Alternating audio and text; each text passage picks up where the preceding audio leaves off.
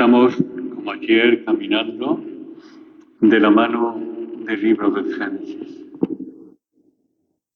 La lectura de hoy con el Evangelio son una confrontación muy seria sobre la realidad de Dios y del hombre. En primer lugar, el libro del Génesis, que nos habla de algo que tantas veces hemos oído, la Torre de Babel, como aquella humanidad, aquel pueblo que ha sido liberado del diluvio, aquel pueblo que camina a espaldas de Dios, quiere edificar un mundo sin Dios, una torre que llegue hasta el cielo.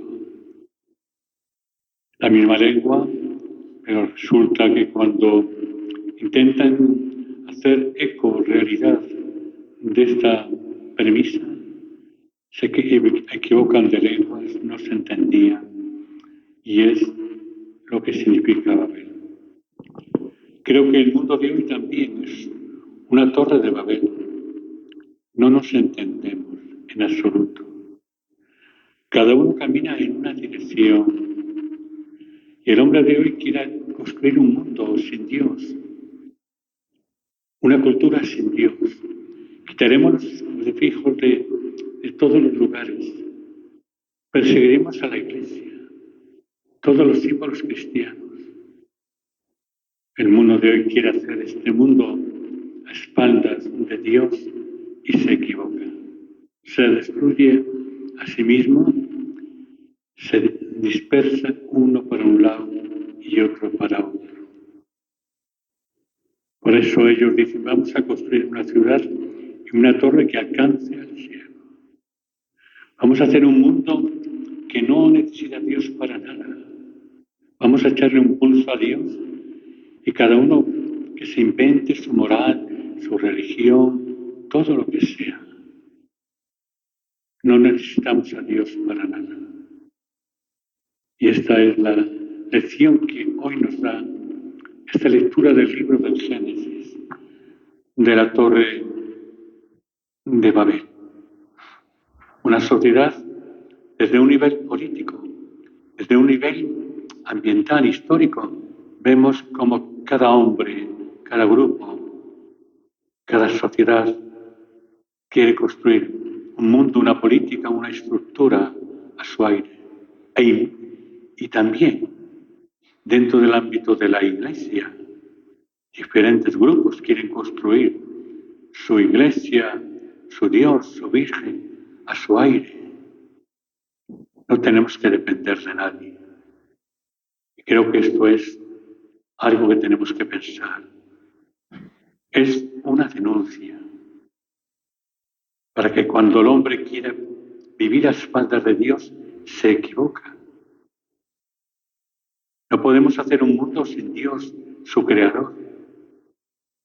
No podemos hacer una iglesia sin el centro y piedra angular de esta iglesia que es Cristo. No podemos hacer una iglesia con una virgen que vestimos y desvestimos a nuestro estilo y a nuestra forma, no, hermano. No podemos construir una liturgia misma de la iglesia a veces. ¿Por qué la liturgia no es así? ¿Por qué esto? ¿Por qué? ¿Por qué? El por qué es la torre de Babel de tanta gente, de tantos cristianos tal vez, que queremos imponer la torre de Babel de la confusión dentro de la estructura incluso cultural, política y dentro también de la perspectiva cristiana de la vida. No podemos hacer una iglesia sin Cristo, que es la piedra angular. No podemos hacer una iglesia sin una espiritualidad de comunión. No podemos hacer una iglesia sin la figura de la Virgen, que es nuestra madre, pero que no es la madre que tú quieres pintar, es la madre que tú tienes que sentir y vivir bajo la acción del Espíritu Santo, no de ningún grupo. Esta es la realidad. Y esto es lo que tenemos que vivir hoy en este momento de la historia. La Torre de Babel, la estructura de aquella generación, es un índice y además una llamada de atención a esta sociedad que quiere hacer un mundo sin Dios en todos los ámbitos de la vida. Por eso todo lo que suena a Dios, todo lo que huela a religión, todo va fuera.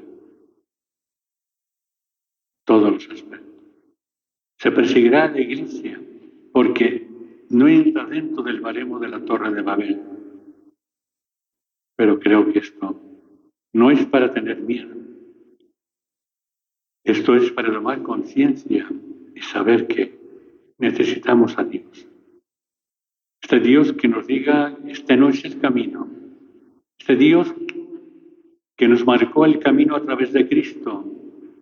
Y este Dios que nos envía a su madre, que le manda a la madre, asómate a la ventana de esta historia y a ver cómo cantan nuestros hijos, estos mozos.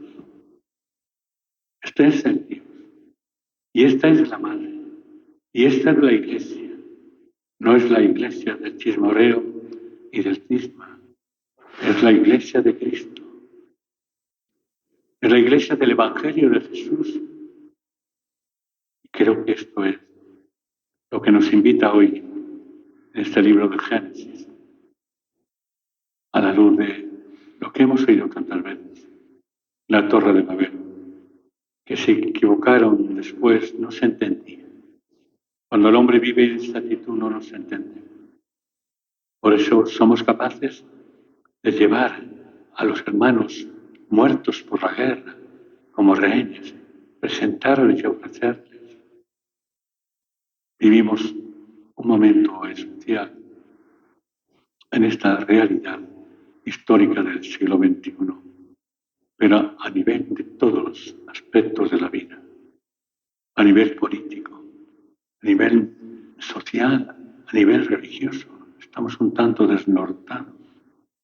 Tenemos que pensar un poco. Una lengua común, ¿cuál es?